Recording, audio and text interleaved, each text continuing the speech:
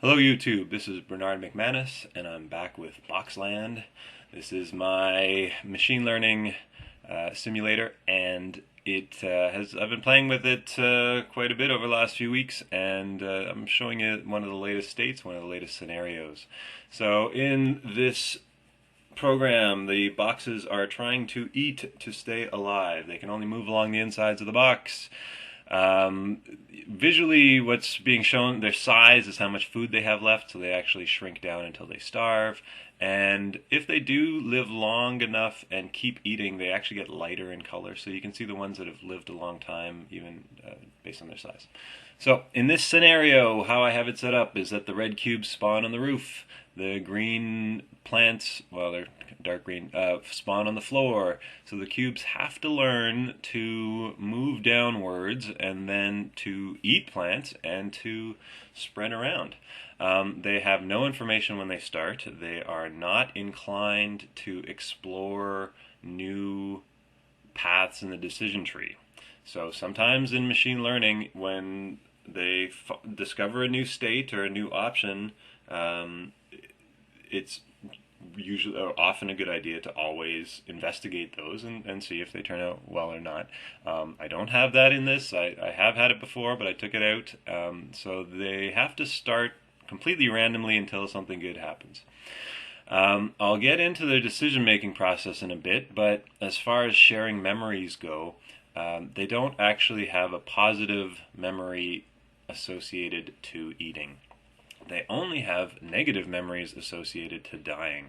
And those memories won't get propagated to the rest of the team until they last longer than one lifetime. So they'll keep being born and dying and realizing that wasn't so good. But then one guy will live longer than he should. And then he'll be like, hey, I found some good things. Like this keeps you alive longer. You should copy these things.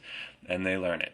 So, how do they learn? Well, there's 5 tables that get created, and each table has a row for each direction they could choose to go, including standing still. So there's 7 states, there's 7 directions they could go, 7 choices that they have. And then, then I have 5 categories. So one of the categories is direction. So as they move around and they're recording what they did, if one of them moves down and eats something, in his memories, the aggregate is that moving down is really good. Like actually, there's no positive reinforcement for moving up. So as he lives past his first lifetime, his memories of like, hey, actually going down is really good. I actually found food, or I stayed alive. They don't even know about food. They just know to stay alive. And so you can see the other cubes are like, as soon as they have an option to move down, that downward option is overriding everything else, and they hit the floor, as long as enough of them eat stuff. So this has kind of been a funny simulation. Sometimes they figure it out really fast, and the data doesn't get too skewed, and it doesn't take too long for them to recover. This particular simulation, they don't ever really get going. But it's still pretty interesting to watch them slowly learn, and as guys die, that's another way that memories get fit in, is that memories are actually held in a buffer until they are decided upon whether they were good or bad.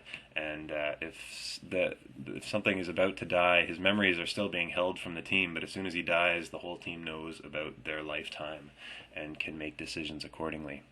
To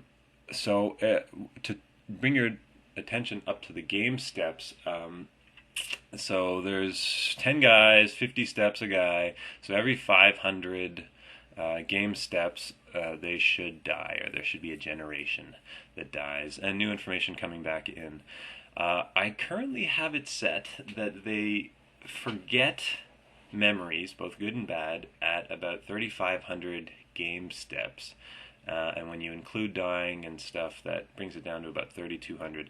So a little over 6 lifetimes. So they'll remember about 6 generations.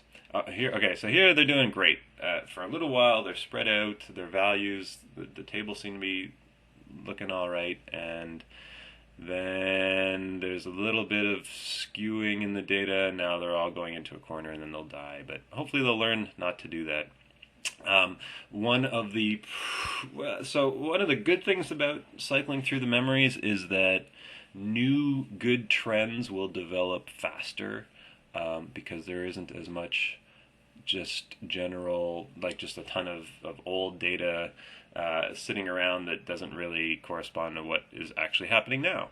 But on the other hand, they can sometimes forget really important actions. So I've had some of these simulations run where all 10 blocks get on the floor and they're just eating away, and they all stay there for 3,500 steps. And then one of them dies, or two of them die, or sometimes all of them die all at the same time, and they don't have any memories of going down to the floor, and they actually have to get rid of all these good memories of what it was like to eat on the floor until they're back on the roof and they realize, okay, we don't know what we're doing anymore, and they start from scratch. So I've seen horrible population crashes. Sometimes that's when I get up to like 5,000, when they remember 5,000 or 6,000 memories. Sometimes they can get so good that they cause population crashes. So I've actually left it at 3,000 as a bit of a middle ground. And to go to the decisions that they're actually, or the categories that they're weighing things on. So they've got their 7 choices at every step, and each of their 7 choices get scored in 5 different categories. And those 5 different categories are pure direction, the last direction you moved in, the location on the board, the state, so the combination of all the things, when you look at all the things around you, when you're in that situation, what should you do? So kind of a situational thing. And finally, pure by decision, whether it's a good decision or not. So if eating is good or bad, or if moving is good or bad, or even standing still is good or bad. I've seen scenarios where when they fight each other, that it's often one team will learn to sit still and the other teams have to move because there's less food available, and so the other teams move more and one team will move less and just sit there and eat anybody that comes by, and it works really well for them.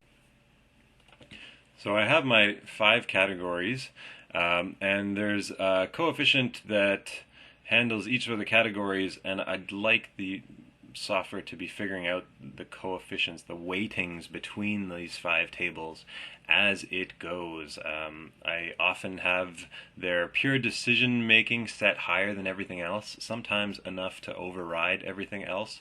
So eating food, they'll see food and they'll be like, wow, that's by far the best thing, no matter what anything else or any combination of other things tell me. But I've got to go in and do that weighting manually right now. I am trying to do research on how to have the program decide on setting them or playing with them themselves. So hopefully that doesn't involve running multiple scenarios, because I'm really trying for this to be a start from scratch with no memories, having no idea what the scenario is, kind of set up, and as well where they don't have positive things they're looking for, they're just trying to survive.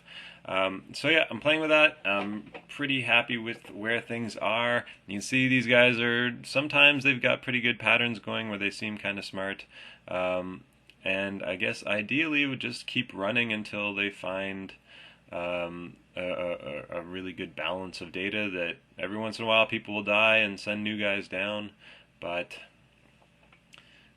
otherwise most of them are able to spread out and find food on the floor based on the data they've built. I hope you enjoyed the video and watching the sim. Have a great day.